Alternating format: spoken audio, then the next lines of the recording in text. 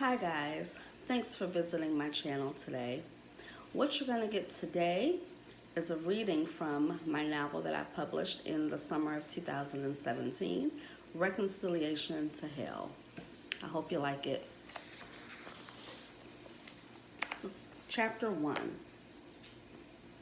A jolting noise stirred Sandra out of her sleep. Unsure of where it came from, her first instinct was to investigate.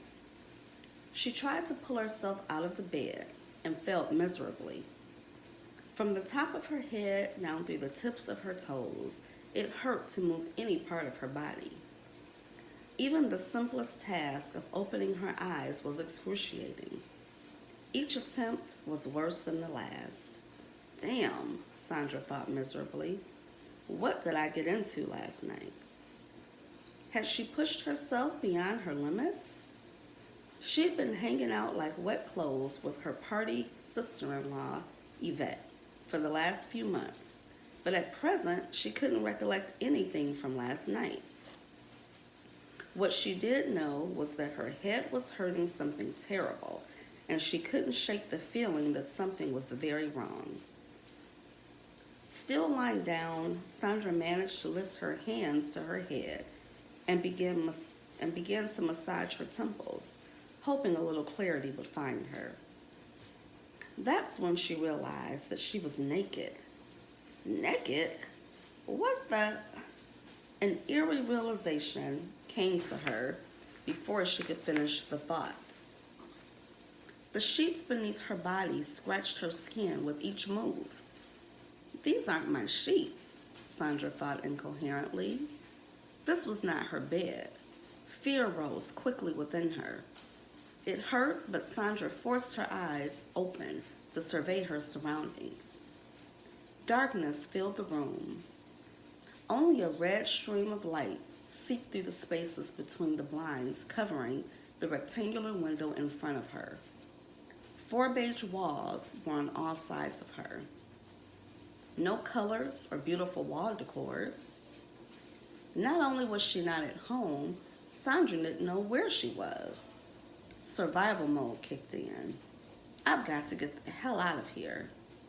She commanded herself to swing her legs off the bed to the floor. But with the first step down, she lost her balance on something slippery beneath her feet, crashing to the ground. Ow!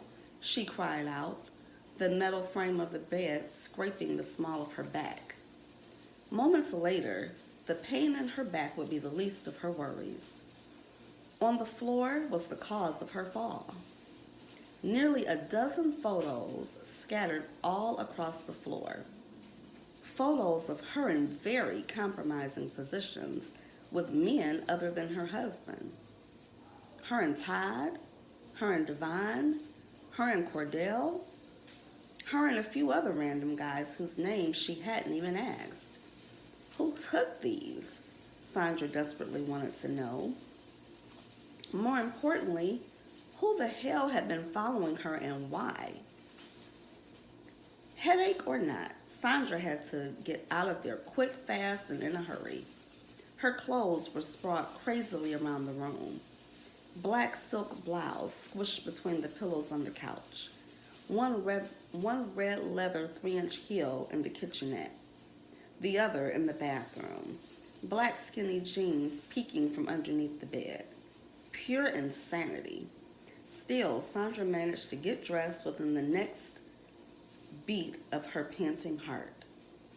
Sandra swooped up the photos with both hands, careful not to miss one, and mashed them deep into her designer shoulder bag.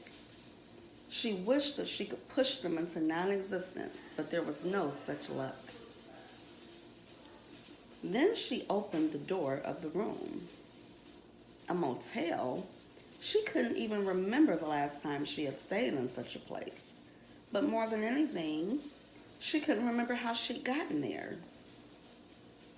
With far less poise than usual, Sandra walked with quickened steps through the hall, past the front desk manned by a young black boy paying more attention to his cell phone than the woman slipping past him with no mention of paying a bill. She breathed a sigh of relief when she made it out the door into the parking lot. Then she saw what had awakened her. Someone had shattered the driver's side window of her car. Glass was everywhere, pieces along the dashboard and all over the seat. Could things get much worse than this? She wondered sullenly. How could this be happening? What had she done so bad to deserve this? Her mind raced with scary possibilities. Had she drunk too much intentionally? Or had someone slipped something into her drink? Did she leave the club with someone she knew? Or had she been taken advantage of by a stranger? Whatever the case, the situation was not good. Sandra swept as much of the glass off the seat, careful not to cut herself. She stabbed the key into the ignition and turned it. She was more concerned about the time on the clock reading 6:55 a.m. than she was about the glass covering the top of her dashboard. She was a wife, a mother, a respectable family woman. At least she had been until recently. Regardless of which day of the week it was, she wasn't sure. Her family needed her. Sandra needed to get home, pronto. The windshield was cracked severely, but Sandra was determined to drive herself home. She adjusted her mirrors, put the car in reverse, and then peeled out of the parking lot. Her phone began vibrating beneath the clutter of her purse, but it was synced to her car, so she didn't need to fumble for it to answer. Unknown was displayed across the dashboard. Afraid, she pushed the phone button, conveniently located on the steering wheel, to answer the call. "Hello?" Sandra said. "Hope you slept well, dear," a heavily disguised voice said. "Who is this?" Sandra snapped, unconsciously gripping the steering wheel and taking a sharp left on the corner in the direction of the expressway that would take her home. The mystery man or woman chuckled. "I think you should be more concerned about those lovely pictures of you and your friends. And what could happen if they fall into the wrong hands?" "Oh my God," Sandra thought. She inhaled deeply, at a momentary total loss of words.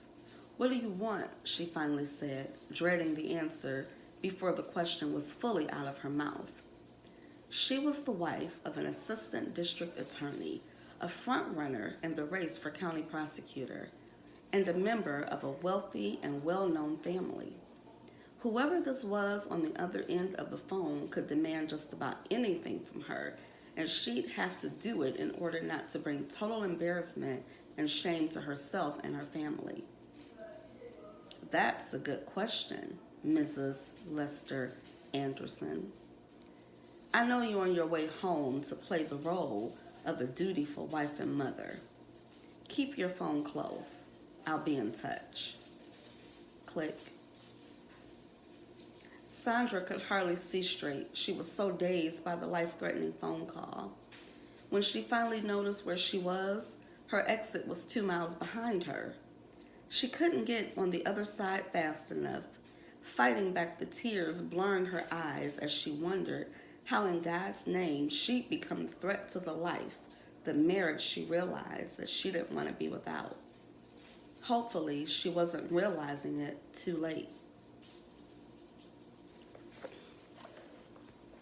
Come back soon for another reading.